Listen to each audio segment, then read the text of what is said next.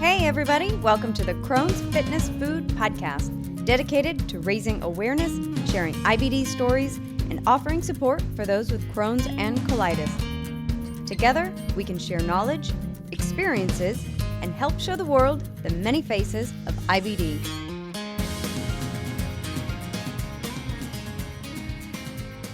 Well, hi everyone. Thank you for joining me today for another episode of the Crohn's Fitness Food Podcast. I'm your host, Stephanie Gish, Crohn's Warrior since 2006 and lifelong fitness fanatic. My guest today is Tara Kruck, who's been battling Crohn's disease since 1999. She's here to share her journey with IBD, her tips and tricks for managing flares, and how she balances life with Crohn's. Thank you so much for joining me today, Tara, and welcome to the show. Thank you for having me. I'm excited to be here. I'm excited to have you. So you've been battling Crohn's since 1999. Why don't you go ahead and start by sharing your Crohn's story and how your diagnosis came about? Okay, yeah, I know. It seems like forever at this point. I was a senior in college, and I went to University of Central Florida, so I was like 2 hours away from my parents and everything. And every time they would see me, I was getting like skinnier and skinnier. And I didn't have any clue what was going on. I just thought, oh, it's stress because I'm graduating. And I was trying to find a job and I didn't want to move back home and all that kind of stuff. So it just progressively got worse. And what I noticed was I'm Italian and Portuguese, and I have always grown up eating both of those kinds of food, so a lot of red sauce and stuff like that. And I noticed whenever I started eating, when I would eat like traditional Italian food, whether I made it or I bought it, like I just could not handle it anymore. But at that age, I had no idea. Like I knew there was other food, obviously, but I didn't know how to cook or do anything like that. And I didn't have pain at the beginning. I just significantly lost weight. Like I just went, and I'm not a very big person, but have always been capable of putting on meat, like weight for like activities, so physical activities. I've always been able to put on muscle, and so I knew it was wrong, and I didn't really have pain, not until probably the last like 6 months before my diagnosis did I start having pain in my lower right-hand side of my abdomen. And it just seemed like it was like an ovary situation. And so I kept going to my gynecologist and I kept saying I have these pains, and they just kept like telling me it was in my head or whatever. And wow. How much time had passed? How long were you losing weight for and kind of starting to eventually have pain? How long was all that going on? It was at least a year. I think it started prior to that. I just think I was able to kind of like keep it at bay by exercising or eating better foods. But as that senior year came around, I just was putting like getting a job and finishing college on like the front. Like exercising, eating well was just not a priority, which I think it was like the catalyst that pushed it over. So it was easily a year, probably longer. When I look back to times like even in high school and stuff like that, if I truly think about what like I've always kind of had an issue with digestive things, and I never put two and two together, obviously. Because we don't necessarily jump to the worst conclusion when it's just, I think it's such an easy tendency to think, maybe I just ate something that didn't agree with me, or I'm bloated from lunch, or that didn't sit well. And it's so, in hindsight, it's crazy how much we can just push aside. Oh, yeah. Like I think my senior, by the time I lost weight, by the time I was like officially diagnosed, I was down to like 85 pounds. And I think like currently I'm at like 132, but back then I think I was like probably 125, 128. Like I wasn't a small, like I said, I'm fairly stocky for my 5-foot frame. Healthy. And yeah, like it is. It's like I just put on my muscle. My husband's very jealous. So But so I knew, I was like, well, I look sick. Like I knew I didn't look right and I knew something was wrong and I didn't feel right. But and I remember starting to take a lot of like Advil or Tylenol, and Mm-hmm. which obviously hindsight, Advil, not Mm-hmm. good. But I just remember taking so much like over the counter pain reliever just to like forget about it basically. And like when I think about it in terms of now, like hindsight, I think about the things I was eating that are like like bother me to this day, that clearly were making things worse, but it was like all of it combined. And then my one of my sisters actually asked me if I was anorexic, Oh, like wow. straight up. Yeah, and I said, "What? Are you kidding me? I love food." Like I could never I'm be. like, I know. Like, no, I want to eat all the time. It just doesn't, I don't know what's going on. So how did you finally get from going into the gynecologist? How'd you finally, I assume you eventually got to the gastroenterologist. Yeah, How did when all my this parent, progress? my mom basically told me, I'm taking you back home. I don't care what you think you're doing here, but you're coming home. And it was like the summer of the year I graduated college. And I was very upset. And then when we went back home, I went to a new gynecologist there, and she said, um, your symptoms seem odd. I'm gonna have you visit my husband, who is a gastroenterologist. And I was just like, what? I don't even know that word. Like, what does that mean? And so I met with him, and like the first meeting, he was like, "You're having a colonoscopy. We're doing a laparoscopy. I can never say that word. Laparoscopy, the one where they go in. Laparoscopy? Yes, I never say it right. I'm always like, it's so hysterical. And so that was immediately what we did. And he found Crohn's and nothing else, which was good. But at the time, it Hmm. was crazy.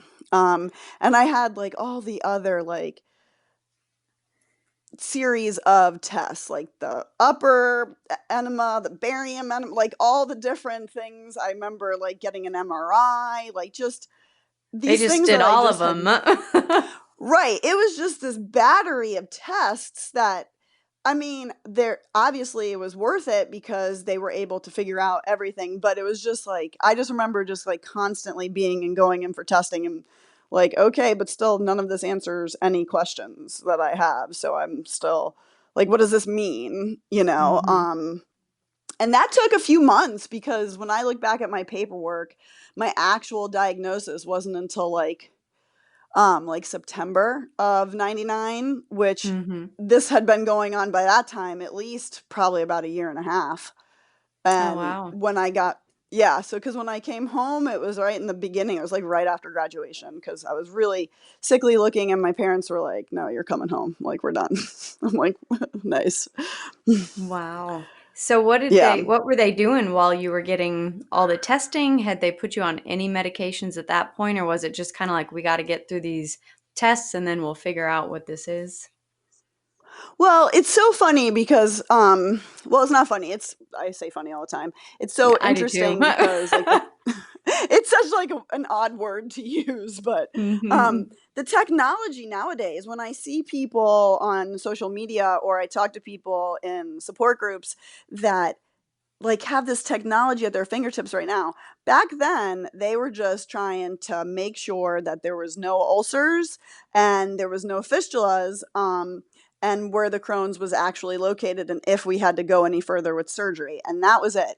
When the doctor Wow. finally gave me, yeah, I know. I'm like, now I look back and I think like that's ridiculous. That's what you did, but um and he put me on sulfasalazine, Oh, which yeah. it was horrific. It was so bad. And I grew up in Florida and I was living in Florida, and they were like, "You can't go in the sun." I'm like, "That's physically impossible. I live in the Sunshine State." Like like I don't understand like what I'm supposed to do. And that medicine made me so ill, like I just felt terrible taking it. And we didn't really notice anything right away, any differences. And so my mom, one of her brothers is a vegetarian, so she would have conversations with him. And he lives in Boulder, so was like a completely different like viewpoint. And so he would bounce ideas off of her about like trying different things with my diet. And so that's how the diet even came into play, because the medicine, like right off the bat, did nothing. So even though I was on it for like a year and it was disgusting, and like it probably had all kinds of other, I mean, I don't think I have had other side effects from it, because I, I get blood work and everything done now. But at the time, I just remember like feeling bad still. And And did they we keep you tried, on it? they did for about a year. And then finally, when nothing was working on it, he switched me. He actually told me, the doctor was like, he wasn't a disease specialist. So he pointed me in the direction of a different doctor to go to. And so I went to a different doctor who was in a group of disease specialists, and he put me on Pentasa. So that was like 2001. I was on that. And it was super expensive, and but it worked immediately. It was insane how fast it worked. And I know people who it hasn't worked at all for, so it's just very interesting. Yeah, Um that it really is how one drug will do wonders for another person and then nothing for the next. It's right. fascinating, I think. It really is. Like if you like are looking at it from that standpoint, it is very fascinating how the same disease will not even like flinch at the same medicine and help someone, and someone else has to totally do Remicade or something, and you're just like, what happened? So that's even how I ended up switching doctors. It wasn't even because I was unhappy or anything. He just was like at a loss. He's like, I don't even know what to do. Um, Wow. so I ended up switching doctors. He put me on Pentasa, and in the year of being on that sulfasalazine, we tried, like I said, different things. Like I would take dairy out of my diet, and that might make it a little better, but it wasn't enough. Or my mom found some sort of article or something where I had to eat those coconut macaroons, not the Oh, French good yeah. ones. I came across that article. I think the headline is something like "Man cures Crohn's disease with coconut macaroons" or something, and Yeah. It's like, what is this? very off the And wall. it was totally, and she was like, it's gonna work and everything, and I was eating those for a while, and that's disgusting, and I love coconut, Mhm. so it But was you get to like, the point where you're desperate, and it sounds like your mom kind of jumped in there too, like, "We gotta try anything and everything, no matter how oh ridiculous it yeah. sounds." And it's so like, just over time, you just don't like, you just get used to whatever it is. Like you just adapt and kind of like Mhm. move on. And yeah, she was like trying all kinds of things. And like, I remember I used to drink, even as an adult, like in college, I would drink vitamin D milk, like whole milk. And she's like, no, we got to take that off. And then, or eggs. And then there were other things like, obviously fruits and vegetables. And then she never once was like, oh, stop eating the red sauce that I'm making. Well, it can't be that. Right, it can't be that. And it was just funny because, there was like my uncle, which I didn't realize at the time was even a part of the conversation until like years later. She's like, Uncle Ronnie was talking to me about that. I'm like, no. What? So yeah, I was on Pentasa for years. I think it was, I mean, it just seemed forever. I was on Pentasa, and my doctor, at the time, then he was like, okay, this is good.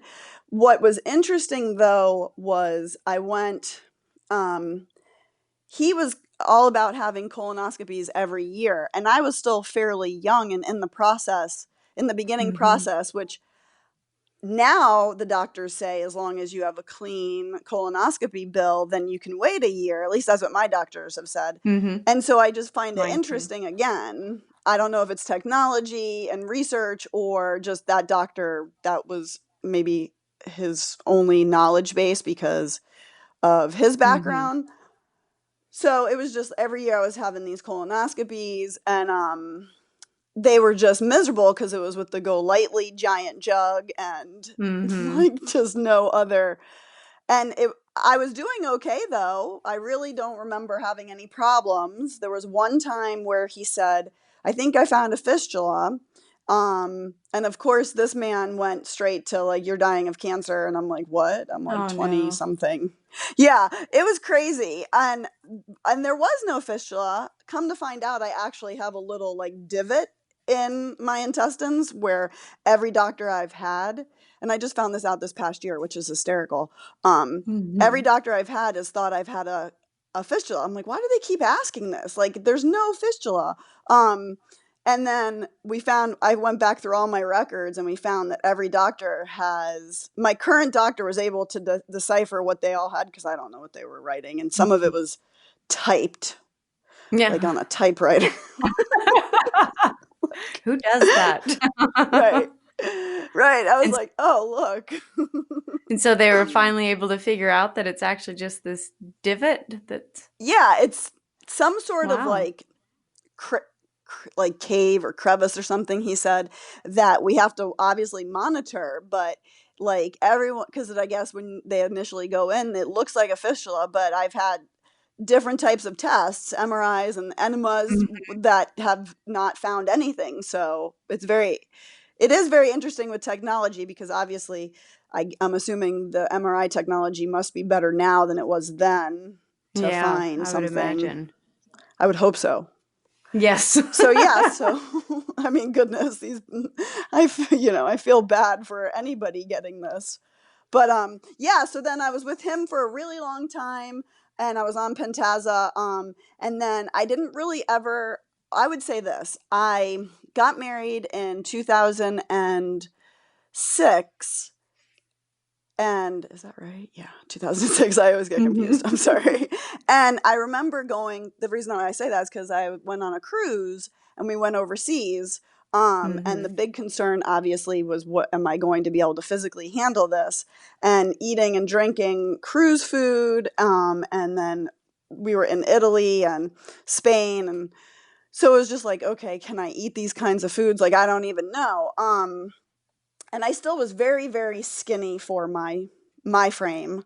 Um, and that doctor just didn't seem to like, even though he was a disease specialist, he didn't really give me any good information. Like, he gave me the Pentasa and it worked to not have pain and to get Mhm. to about like 110 pounds, which was good. But at the time, like, I knew it wasn't good for me. Like, I'm not supposed Yeah. to be this skinny. Yeah, that's tiny. So, you know what I mean? Like, and as an adult now, like, I was like, okay, like, I'm not supposed to be like this. So Mhm. I was dealt with him because I was like, well, I guess this is the way it is. Like, I'm just never going to have like normalcy with my bowel movements or anything. This is just what it is. Like, I just didn't know any difference.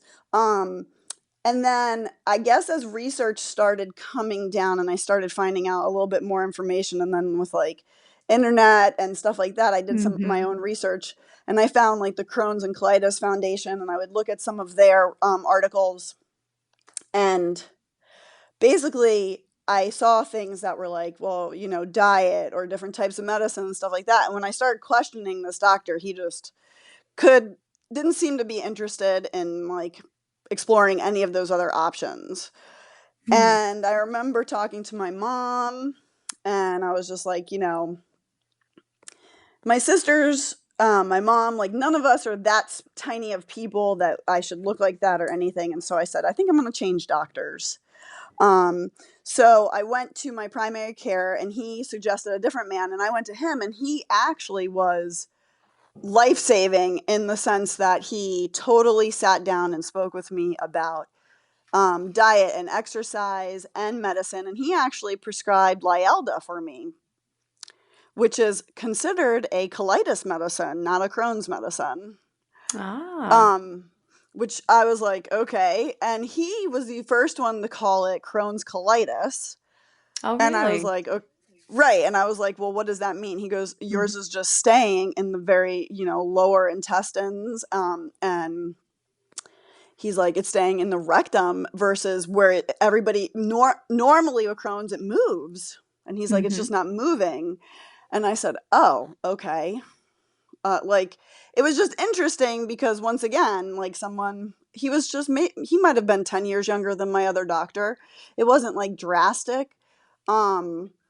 And he just had a different wealth of information. So he gave me Lialda, and then I finally started to like significantly put on weight for the first time, and I think that had to be like 2010. I think Wow. 2011. So I mean, I went for quite a long time like just thinking, okay, I'm always going to be like sickly skinny looking now, like this is just what it is, and I'm never going to Mhm. be back to where I was.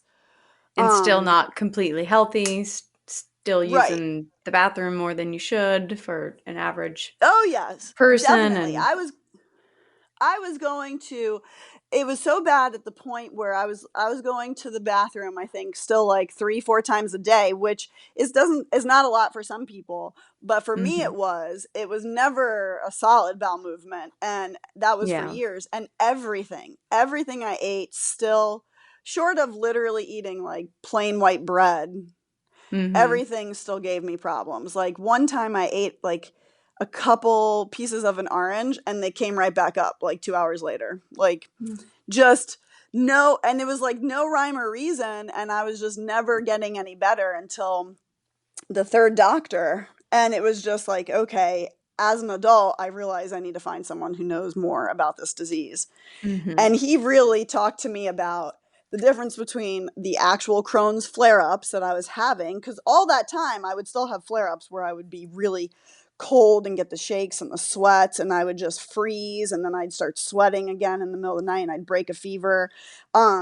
And that was happening every couple of months, I would say. So it was while I was on the Pentasa, I was still having those kinds of episodes. Um, Mhm. and I just felt like, okay, this is crazy. Like, this is just it. And I remember one time, like, my husband at the time, he just didn't even know what to do. He, like, called my mom.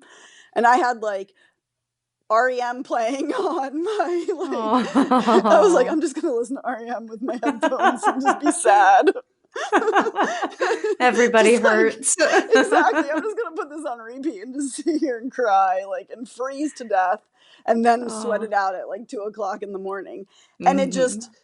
it was just crazy because like it just became kind of normal that that's what my life was.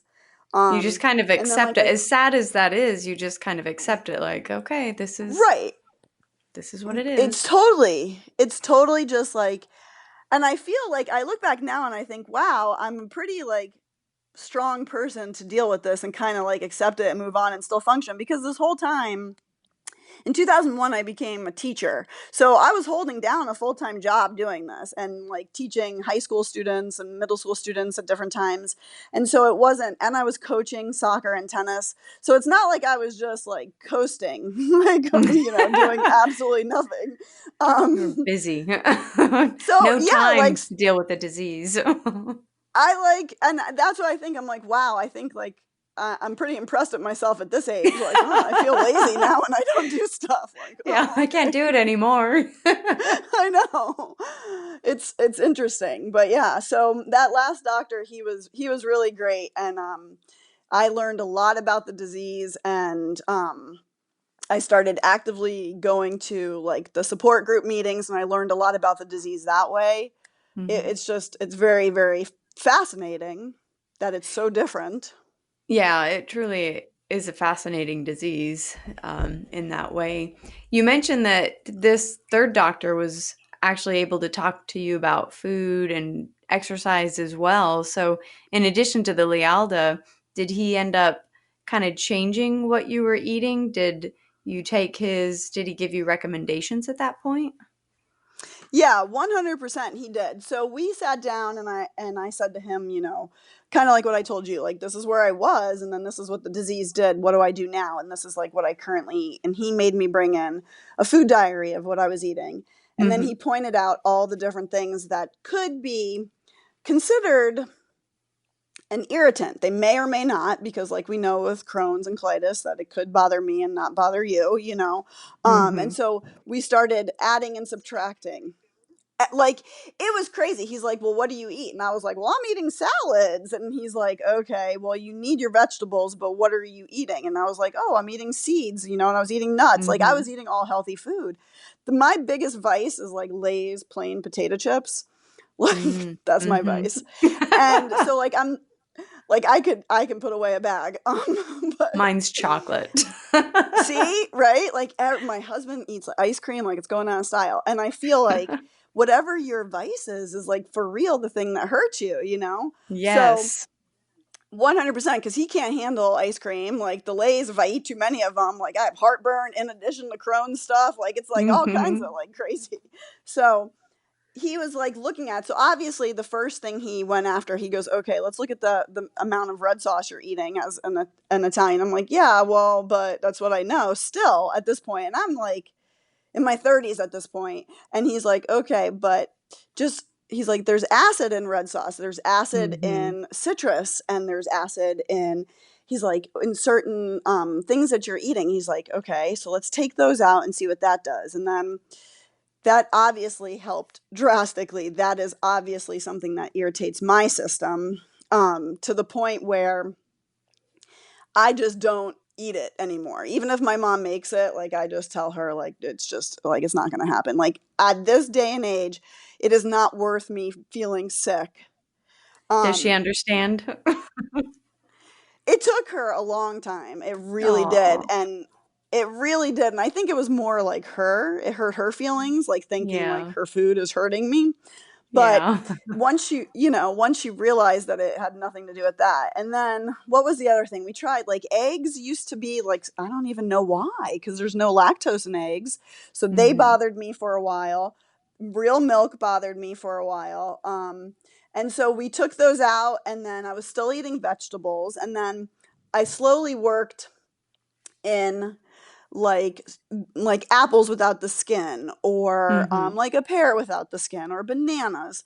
And those still to this day seem to be okay. And I can eat them with the skin now as long as and he was the one, he's like, are you chewing your food? And I thought, like, who asks an adult that question? Right? Like it's right. Cause Yeah. you're sitting here like, and I was like, what do you mean? He goes, do you chew your food? And he goes, pay attention. He goes, you're probably not chewing your food. Most people don't. And I never, like, that never crossed my mind of that just in addition, aggravating whatever else I was doing intentionally to hurt myself. Did So he tell you to chew like each bite 20 times or give he you did. He's like, because when I would come into him, because for a while I was seeing him pretty regularly just to have these conversations, because he would say, okay, go like a month and then come back and we'll talk about this and see. So like I would go in, Wow. and when I came back to him, I said, you're right. Like I just take giant bites and I just swallow half of it. And he's like, you have to slow down. Don't talk when you're eating. And I was just like, this is stuff. He goes, people just get into the habit. And when they Yeah. don't have any gastro issues, they're fine. And, it upsets them a little bit. Maybe they have heartburn or something, but it's not anything major. But for someone with Crohn's or colitis, like you have to pay attention to all these little things. And like that was just something never. And so then the last one of the last conversations I had with him, because I have since moved from Florida to Alabama, and I have a different doctor now, but he we were talking about vegetables and like reintroducing them and making sure I was getting enough of them. And so I started doing that a couple of years ago, and it just seems like as long as I don't overdose basically on any one type of fibrous item, I'm okay. Like as long as I don't overdose and eat like 5 salads, within 3 days, like, and I like salads, then I can handle it. But it's like, you know, it's How not small fun. do you have to No, I know. How small do you have to keep the doses kind of as you were reintroducing everything? How small were the doses and kind of how would you separate them, I guess? I would, it would be like when we introduced like, the banana or the apple, it would be like just a little, it'd be like 1 or 2 slices So of a small the amount. apple, like truly small amounts. And he would say, okay, so do a little, so he'd say like, do like 2 slices at a time. And then see if you feel like cause I was like paying close attention to if I was getting bloated, if my system was making like extra noises to digest than normal, and just random little things. And I did that. It was, I mean, I'm just glad that because I was getting frustrated and I was like, this is taking forever. But, you have to do that if you want to see if there are any foods that are bothering you. Um, and in my case, I had to do that. Like, I had to take such baby steps, and then I would increase the amount of apple, and then then one day it was like a whole apple, and did that do anything? And then if I did the next day, I ate another apple, what did that do? So it Mm-hmm. was very tiny. The salads were like not even, like, obviously, like a side salad at like A a leaf, restaurant's yeah. huge. Yeah, Yeah. it's like, yeah, it had to be something like tiny, like very, very, like maybe like a silver dollar size amount, like it was starting out, Mm-hmm. just to see. And it's sad because my mom said, out of all of her, she had 3 kids. She goes, out of the 3 girls, you're the only one who would choose the apple over the candy every day. She goes, and you're the one Mm-hmm. who can't eat it. I'm like, yeah, that figures. That And figures, it's funny how life works, isn't it? I feel like, yeah, Not it's funny, crazy it's because, interesting. right. See, I know, I say funny all the time. Yeah, I do it too. is.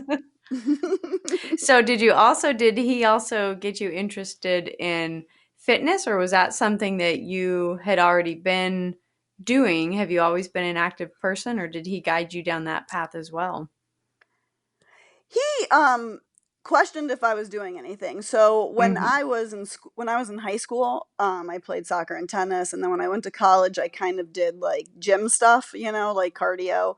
But then when Mm-hmm. I got sick, I was like, yeah, I don't have any energy for that. And then when I was coming back around, he was like, okay, even when I would coach soccer or tennis with the girls, like, I would still never physically be able to play with them on the level that other coaches could. So I never really got back into it. And then he's like, you really need to start considering some exercise. And I'm like, well, what do you mean? He's like, well, you need to be doing strength training and you need to be doing cardio.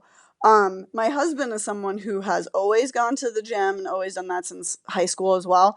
And he knew all kinds of stuff. So I would talk to him and then go back to my doctor and say, is this right? And he said, yeah. So basically, he pushed me to do it. Yeah. But I had no idea. And so I didn't know how to go to the gym and use weights. And the gym that was near Mm-hmm. us was like, it wasn't a Gold's Gym. It was like a family owned one, but they didn't really have classes or anything. And so I didn't really know what to Mm-hmm. do. But I learned how to use the machines, not the free weights so much. Because I'm not really, I describe myself as I'm like the elephant. Like, I've tried doing like, it's called grit at the gym I'm at right now, where it's all like the Mm-hmm. jumping and the pilo technic, like Okay. stuff where you're like Yeah, like all the hard. CrossFit kind of but it's like Yes. a different brand of CrossFit. It's the grit because it's Yeah. different, but it's kind of the same. But It's all this, yeah, like the hardcore, like these athletes, and they can jump and do everything. I tried doing that, and I was like an elephant. Like, it was like boom, like oh, there was like no gazelle at all. I was like, I'm gonna no break a grace. knee, like, yeah. I'm gonna step And outside here. yeah, I know. I'm like, this is embarrassing. Like, I'm not that big of a person to make this kind of noise, but whatever. And so, I just kind of stuck with like general cardio, like either on a treadmill or an elliptical or something like that, um, or doing like machines with like the rubber band machines or like the Nautilus machines, hmm where it was just the weights like that, and it was more controlled. hmm And at one point, this was probably like 2015, I think, I was all into it and I was doing so good. And I was like, I have to buy bigger shirts because my arm muscles are so big. Like, they were like, I put on a t-shirt. I was like, what is going on? They don't make shirts for women if you have any amount of muscle. Like you don't even have to be big within muscle. Like if you have any amount of muscle, all of a sudden it's like things don't fit anymore. Correct. And that's when they stopped selling like bootcut jeans. So everything was skinny jeans. I'm like, I can't get my calves in there. Like, what size do hmm I wear? Like, and it was just so funny because, and it really was funny because I went from like being athletic and being a physically pretty decent sized kid in high school to then being hmm so super skinny to now coming back to being like physically fit. and being like, what do I do now? Like, I haven't done this in so long. Like, how do I deal with this? And so it was funny because my husband was like, I wish I could get muscle like that. And I was like, I'm sorry. Sorry. Like, I'm finally better to get muscle. Like, look, I'm a real person.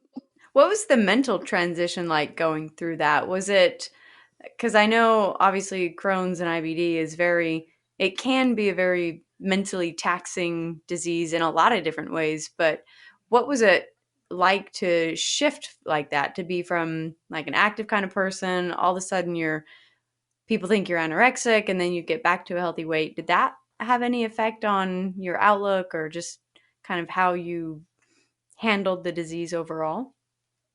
Yeah, I think I probably I think if I love my mother dearly, but I think if she would have had some background knowledge, I probably should have seen a therapist. I was in such a depressive state for quite a few years that I Mhm. didn't know I was in a depressive state, but I would have these moments of just crying and just being like, life's unfair. And, especially like I said, I have Yeah. two siblings and they had nothing wrong with them. And at that point, my allergies were getting worse, of course, because this is all like, connected. I had to wear Mhm. glasses since entering college and neither one of them. And so it was just kind of like snowballing. And when I wasn't getting any better, it was just kind of always like, it was probably like I would say monthly, every other month, where I would just get into these like depressive states where I should have probably seen someone and I just wasn't around anybody who like had that background knowledge to get Mhm. me somewhere. Um and my husband's extremely positive person and so he was just always like, "Oh, it's okay and you're doing better" and stuff like that like when we were just Just dating. take on the So day. like right, which is great, but, like, when you have those thoughts and now once Yeah. again, in hindsight, there have been people in my family who have admitted to having depression at different times, and obviously Mhm. the women in my family who have had children, the postpartum depression. So it's not like it's not there. It is totally there. Um, and so it was just and like I said, when I would get sick and I would have a flare where I would be sick to my stomach and I'd be throwing up and I'd be freezing to death and diarrhea and everything. So, and Yeah. I would just lay in bed and just listen to music that I liked and just cry about it. And it could be like the whole weekend would be shot and then I'd have to put on Mhm. like a face for work. Um, and I would come home and just sleep. I did nothing. It was just it was sad because I didn't know how to get out of that. And I think honestly being I had it was when I finally it it's silly, but I adopted a dog in like 2004 and she was Mhm. just always so happy. And so Yeah. that she totally helped a ton. Um and I don't think I realized how much she helped until she passed away in February this year, so I didn't like having her not be around. Like I Aw. didn't realize how much she helped with that because of her personality. I Yeah. have 3 other dogs. So and there's Mhm. another one that's very happy. She's another girl. The 2 boys are not so happy. They're like cranky, but whatever. um they totally are. I'm like, "Why are you guys not happy?" But There's always and one so or two that's cranky. one's really old, so he's kind of like, I just want to sleep. Just a But grumpy they are, guy. and I think that totally helped. I mean, in hindsight, I think about Mhm. like what helped, and I didn't realize it at the time. Being around positive people. I had some friends who obviously did not have Crohn's, had no idea about it, but they were at least like they were conscious of my stomach making noise and being sick and like Mhm. not being able to eat things and they just were nice about it and they just listened or they questioned and even if they didn't understand they were just there like it Mhm. wasn't and so I kind of had my own version of therapy without like official therapy.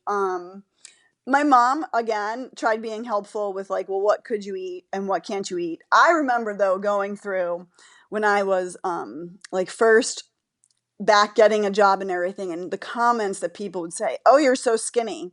What do you Yeah. do?" And I was Yeah. just like, I'm going to say something that's going to get me in a lot of You just have trouble. to have a great chronic Right. disease, and you too I, can I'm achieve like, if I this. could cough on you, you'd be skinny too. But you can transfer it that way. Mhm. Like, come I on. think it's sad really because people don't realize when you are going through something like that, because I've even gone through it myself too, where I'm Right. I'm a smaller person, so if I lose 5 to 10 pounds, it's noticeable. And so people would tell me when I'm really sick and in a flare, and all of a sudden I drop, 7 pounds, and people are like, "Oh, you look great. What are you doing?" And it's like, Right. You're really? like, no, I And then don't. you gain it back, and they're like, "Oh, you gained a few pounds." Like, well, I'm trying to be Right. healthy. Keep your comments to It's yourself. it is. It's sad because it's like society wants you, like everyone to be so skinny that when you get comments like that, oh, you look good. And in your head, like, I don't look good. Like, this is not Yeah. right. I feel like And I'm on my deathbed. right, right. Like and I remember thinking, like looking in the mirror and going, people think this is normal. Like I was gray. Yeah. I had one picture. Someone took a picture of me and a friend of mine at the time. We were going out or whatever. I was trying to like be a normal, like social 20 something year old. And I looked like a skeleton. I was like, this is disgusting. I'm shredding this picture. Like, I don't ever want to see it. Like, Mhm. it was so gross. Um, because I was like gray and sunken in, and I knew I wasn't supposed to look like that. And you're Yeah. right. And that's when everyone's like, oh, you're so skinny. You look great. And I'm like, no, I look like some sort of, you know, addict or something. Like, this Yeah. is ridiculous. Throw that on top of all the depression and emotional ups and downs and physical challenges, and it's like, good grief. Right. All you need is the one person saying it the one day when you're having. And I remember just there was times where I was just like, I turned to someone and I would just like make a face and they'd look at me and be like, well, that's not very nice, you know? I don't say something like that to you. And that was as nice as I could respond. Um, Mhm. and they would just look at me, and then later on someone would say, she's sick, she has Crohn's or whatever, and then they would feel terrible and of course apologize, but it's like it's still the point, like you just automatically go there and say that. It's Mhm. like, that's you shouldn't say that because you don't know what someone's dealing with that they're not telling you. But Exactly. and people are a little bit more sensitive now, and a little bit, but not much. Not much Yeah. at all. Not much. So you No. spent quite a bit of the whole time you've had Crohn's, you spent quite a bit of it dealing with either big flare-ups or just minor flare-ups, especially if you were going every few months having constant flare-ups, through your Pentasa days. So tell Yeah. me, what are some of the things that you've learned over the years? Were there different things that you found that really helped you get through some of the rough days? And then talk about kind of your energy as well, because obviously you've been going 24/7 teaching and coaching since 2001, but you mentioned kind of low energy. So what are some of the things that gets you through the flare-ups, the symptoms, and then how do you find that energy to take on every day? I think the big thing that helped me back then was just like I think like subconsciously I knew that I wasn't like it wasn't the way it's supposed to be. So I Mm, knew there had to be a different answer. So even though I didn't know what that answer was and I didn't know how I was going to get there, like and it felt like this is never going to end and this is the way it's going to be and I'm just going to have to live. Like I think there was some little, like Jiminy Cricket back there saying, "Nope, mhm, something better's coming," but it's just and I feel like and only because you're right, like how did I keep going? Like I had a job as a teacher, so I didn't have to participate and coach and do those other things. Like I could have said no. And it's not like I wasn't coaching by no stretch of the imagination, like state champions, it was just, they were having fun, you know? mhm, So I think just trying to be positive and not stress about things that you can't control, which is the like I to this day, I'm 42, I have no I in my head in the morning I get up, I'm like, okay, what can I control? Don't sweat the small stuff. Like just mhm, kind of because I noticed that even with all the ins and outs of the medicine and the diet, the stress has ultimately been the biggest player. And Mm-hmm. that is, I mean, and that's with any disease or any type of just everyday person. Yeah. Um, we went to a wedding, my husband's niece. It was her wedding, and I got really, and I didn't know it was. It was funny because there's that word again. um, I didn't know I was stressing. Like I didn't feel it coming Mm-hmm. until literally the day of the wedding. And the day of the wedding, I was like, because there were all these other people that were going to be there that I was just like not really excited to see. And that next day, that night after the wedding, the night of the wedding, his niece's wedding, I was sick. I was so sick to my stomach. And then the next day, I was sick. Like I barely ate anything. I think I ate like a yogurt. I was Oh, like, okay, wow. that's good. Because, and I thought to myself, okay, what just happened? Okay, the food shouldn't have bothered me that much. Yeah, there was a creamy sauce on the chicken, but it shouldn't have made that impact. And I was Mm-hmm. so sick where I was going to the bathroom like 4 times that day, which is not normal for me right now. Um, and I just felt nauseous the whole time. And like I said, I didn't eat anything. I had a yogurt. That was it.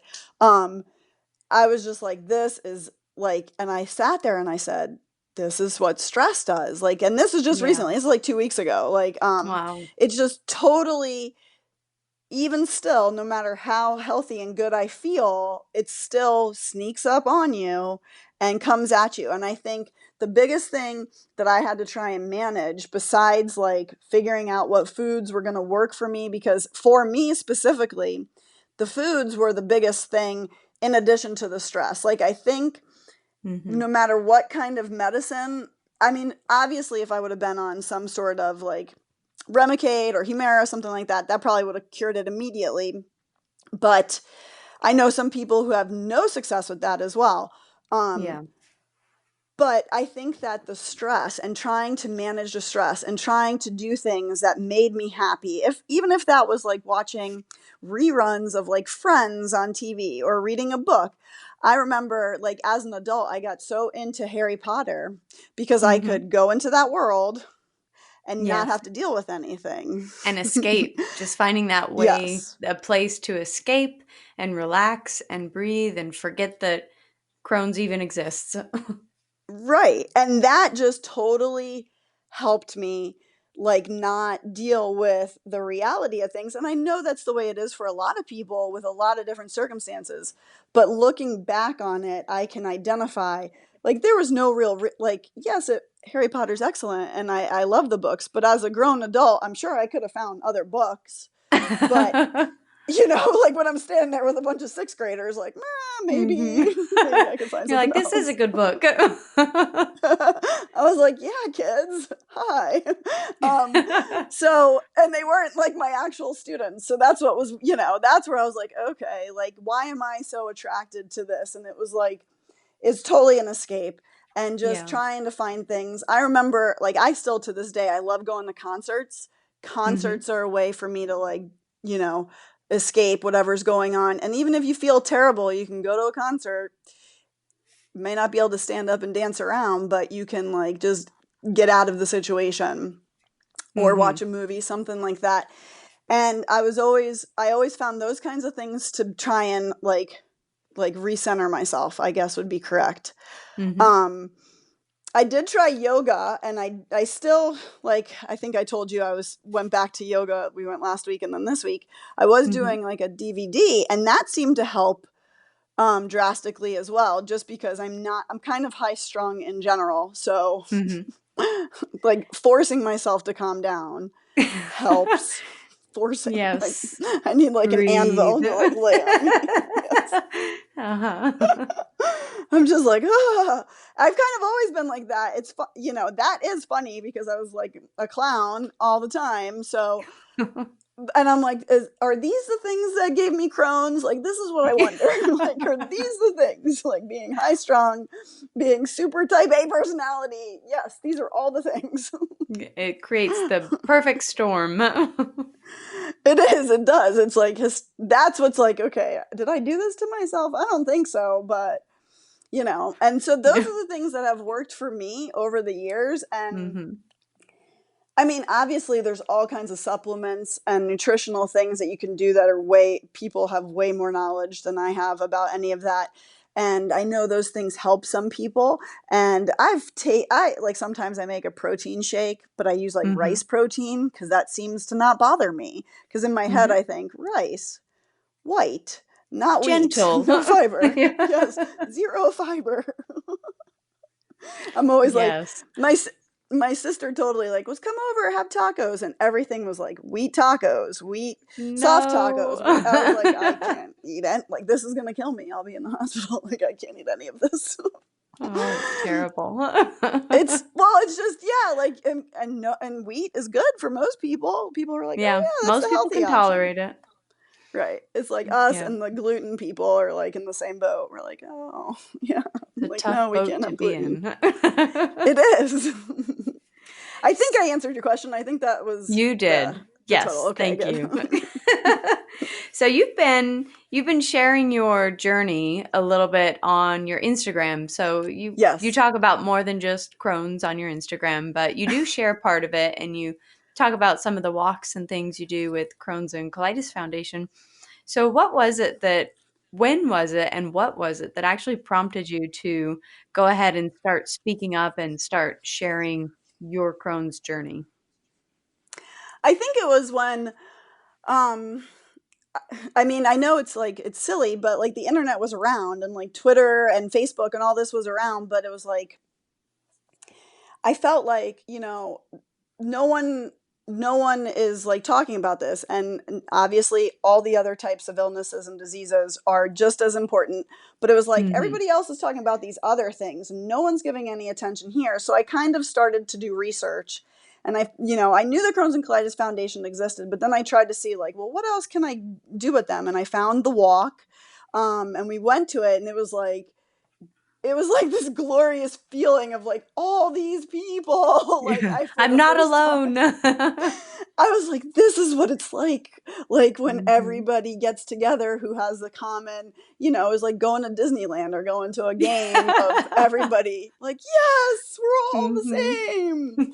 And I saw women and men and young and old and just like so many, because I remember when I was diagnosed, they're like, well, normally this is a Jewish and a 65-year-old person's disease. And I'm like, Uh-huh. okay, what do you want me to do about that? It makes no sense.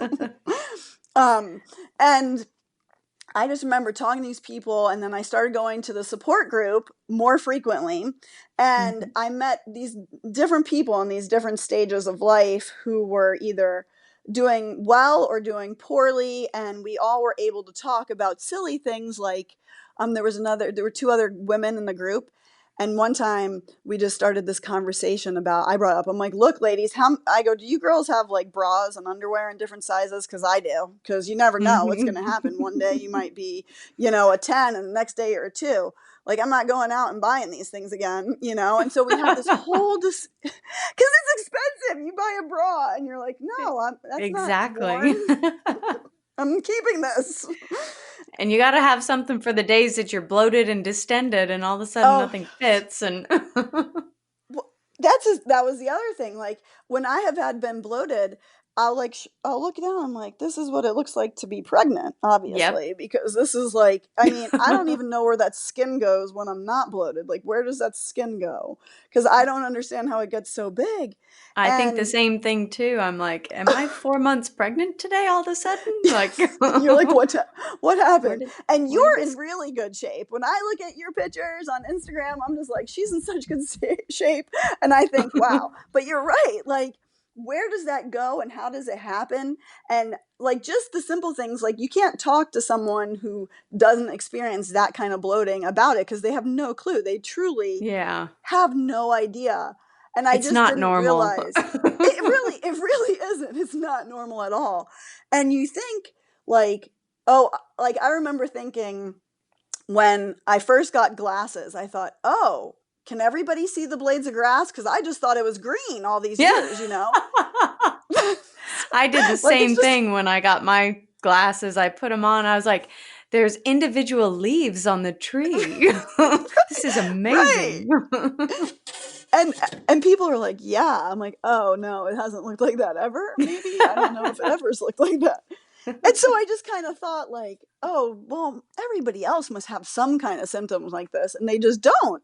And so it was so nice to go and get involved with the Crohn's and Colitis Foundation and just go to those walks and talk to them. And then there was this one guy who was like, I'm eating steak. I'm like, I haven't eaten steak in years. Like, I can't have steak. And then, Mhm. like, I'll see posts of girls and men and women that I follow on Instagram who, like, totally can have food that I can't have, and they're completely fine. And it was just so nice to have those conversations and then to be proactive Mhm.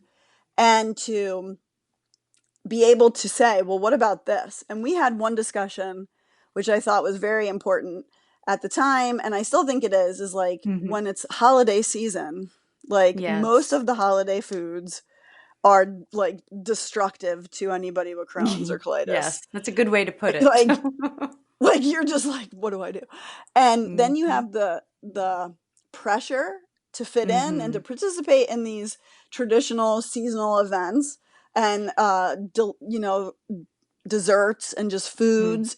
And we had this long discussion, and basically the result was you come up with like pre-eating strategies so that when you go to Mhm. Thanksgiving or Christmas or something like that, like you can be picky because you're not hungry, and no one really notices because you're not eating as much as like the other people, but you're still kind of putting it on your plate. But it was such a different like mentality, and I just didn't get there without the other people in the group. And I'm like, why didn't I think of this? Like, that's so easy. That was such an That's easy solution. yeah, that's awesome. And these were through the Crohn's and Colitis Foundation, the support group that you've been going to?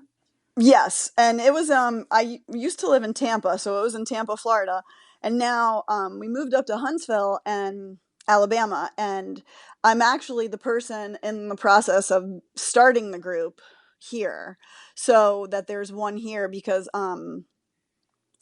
I reached out to the like local area coordinator and asked if there was a group, and she's like, no, but there's been a lot of like interest, so Mhm. we're gonna see how that goes because it would be nice to be able to talk to people again. Because once again, as nice as it is that my parents and my husband and siblings and everybody try to be as understanding, they really just don't. When I'm like, I can have no seeds and no nuts and no this and no that, like just I'll just bring my own food. Like, I'll just Yeah. bring my own food. Like, Yep. at this point, I'm like, no offense, I'm just bringing my own food. And they just look at me and I'm like, it's just easier that way. Like, just everyone's happy. Like, just let I me do it agree. this way. And you feel like an oddball, but it takes the pressure off the people who are hosting. And it like Yeah. takes the pressure off of you of eating something like you don't want to eat. Well, yeah, I think that's a huge thing there because I know people have tried so hard when I go places and they're gonna cook something and they'll always ask me, "What can I cook? I'll make something, I'll do anything. Send me the ingredients you can have." And it's like, it is Right. so complicated. I don't want you to Right. redo the whole menu just so I can From eat. It's like, I'll just bring something or I'll eat beforehand. right. And it is You're what it you're is. 100% correct. Yeah. It is, and you're correct. And it's like it's nice that they're supportive on that aspect, but it is so in depth, and it is truly so personal, and it depends Mhm. on the day. Like you could give them, Yeah. okay, I can have X, Y, or Z, and you tell them on Sunday, and by the time Saturday comes around, you're like, nope, Like, can't eat any of that today. never Nope, mind, I can't eat your food. forget it. I'm just gonna eat some yogurt. Thanks. Like, and Yep. I mean, they just have no like I appreciate like the commercials on TV. I remember the first time I saw a commercial on TV for Crohn's. I was like, wait a second, did someone Yeah. just say Crohn's? This is And then they go through glorious. all the possible Right. side effects, and it's like, "This is Yes, they're this like, is what you we just have to deal lost. with." Yeah. And then you're like, oh yeah, it's okay. It's just interesting because it's like, oh, like when people, I imagine when someone who has no idea sees that commercial, they must think, well, why would anyone take that medicine? Because that's better. I know. It's awkward. Really, because you have no idea. Sorry. It really is. So we're coming up on an hour, and it's been so awesome to talk with you. But if people want to follow you and keep up with your journey, tell me where they can follow you online. And then also, is there a way to get in touch with you for anyone who's maybe in your area and interested in joining or helping you to get the support group in your area going? Sure, yeah, totally. I would love that. I started following all these people on Instagram, just because I was like, there has to be like a group, you know. And so I'm most active there. Like I don't really do a lot on Facebook anymore. I kind of just look there for birthdays. I'm like, oh, happy birthday. Um, I do the same, which you is why know, I'm laughing. because I'm just like, it's just too much. And I know. Twitter, I kind of just go to every now and again. But I'm most active on Instagram, and my username is all lowercase Tara K .99. And so they can follow me there, and then they can also. Oh, now my little dog's barking. Sorry. Can you I hear go? him. He needs attention. um, she's like, hey, I'm gonna make sure I was good the whole time. Nope. um, she's the happy dog though, so you know it's okay. So Instagram's totally. They can direct message me. I think the direct message on Instagram, and then I have an email address. I mean, people can email me if they want. It's just tke06 at Yahoo. It's pretty easy. And then I think that would be, if anyone's interested to help with this in the area, that Mhm. would be awesome. Fantastic. Well, I'll put everything in the show notes, and hopefully someone in your area is listening to this. That would be and awesome. will I'd be like, and yes.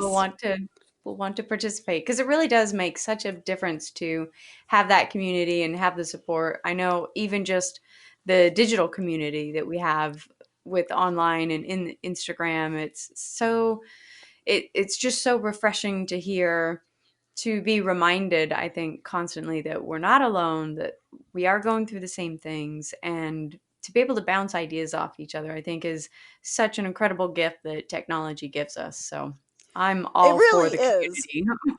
Your page and your podcast is awesome because like you actually show yourself working out and ups and downs and food choices and the other people that you highlight. Like I just go through there and I look and I'm like, oh, okay, and I'll click on a person, oh, okay, and I'll follow that person and I'll look at their page, and Mhm. it's fascinating because there's some girl in Ireland Mhm. that I follow on Instagram, and I think her name's Sierra. I think that's her name. And Yeah, she's adorable, but she she is. just like I she's follow her still too. right. Oh my goodness! I just want to. I'm like, she's so cute, and I love whenever she posts a story. I'm like, oh, I'm just gonna listen to her accent. I love her, and I'm like, yes, and she's like right now, like putting on weight and like doing better with her fitness and stuff, and it's just like so great to see her. And these other people who have more challenges than I have and less challenges, like it's just fascinating. And there's men who like have a completely different experience. In my opinion, I think it's just totally different. It's just so interesting, and it's just if that was there in when I was diagnosed, I think like wow, like it's sad. I would never wish this on anybody, but the Mhm. people who are newly diagnosed have so much more available to them right now. So hopefully they don't go through 10, 15 years of like trying to figure it out, and they get more information. And that's just on their own without the doctors. Like they can find this stuff out on their own. And I just find that fascinating. And it's such a good resource. It is. I mean, it's amazing. You can just open up Google these days and learn everything you need to know and come in so equipped to ask your doctor any question under the sun that you can even think of now. It really between is. I mean, it's just, yeah, it's fascinating. between Google and Instagram, life's mysteries will be solved. I know. I was like, what? This is awesome. Before we wrap up, is there anything that you wanted to share or anything that I didn't ask? I know we covered a lot, so it's your No, last I call. mean, I think just, yeah, I know. I think it's just like people, like when they're feeling like in a place where like they have no options, like they don't know what else to do, like just to try and like, I mean, it's hard for me saying this because I'm an impatient person and I'm 42, so like I'm still working on this. So, but I feel like, things do get better, and it's, you know, just try and reach out. I mean, they can reach out to me, they can reach out to whomever, and just try and get in touch with someone that they can talk to, because we have been there and we can help you, and it will get better. It's because it's so individualized. It just takes people different times to get there, and you'll get Very, better. very well said. Perfect. Well, thank you so much, Tara. I really enjoyed this, and thank you so much for sharing your story and just being so open and sending out the call for anyone to reach out to you too. Yeah, I appreciate it. Thank you. Thank you for listening to the Crohn's Fitness Food Podcast. I hope you enjoyed this episode. If you have an IBD story, either as a patient or a family member that you'd like to share as a guest on this podcast, or if you have a topic you'd like to hear about, send me an email at crohnsfitnessfood@gmail.com. If you'd like to learn more about me and my Crohn's journey, follow me on Instagram using @Crohn'sFitnessFood, or visit my blog for in-depth articles about my struggles and victories with Crohn's through diet, fitness, and lifestyle at www.crohnsfitnessfood.com. And finally, remember, be strong, be grateful, and be the warrior that you are.